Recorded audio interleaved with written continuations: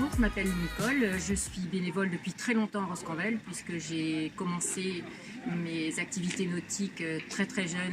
Bonjour, je suis Philippe. Moi, je suis là depuis 2010 à Roscanvel. Et cette année, je serai sur le rond de Roscanvel comme bénévole. J'ai déjà participé en tant que régatier sur les surprises dans les années 2000.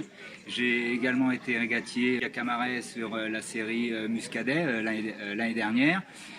Et cette année, c'était tout naturellement que je devais être bénévole sur le rond de Roscanvel. Pour ma part, je me suis impliquée dans le GPN depuis 2017. Je naviguais avant ici, j'ai fait des championnats, je fais de la course croisière.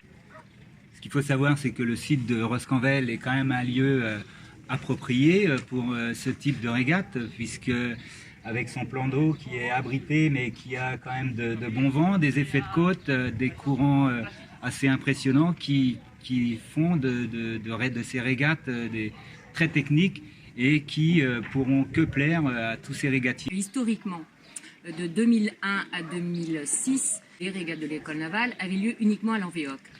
On prêtait main forte à l'organisation de ces régates. En 2007, les régates ont été dispatchées entre Morgat, Camaret et l'Envéoc. Depuis 2017, il a fallu motiver à nouveau tous les bénévoles pour mettre en place cette activité. Ça demande quand même un sacré investissement.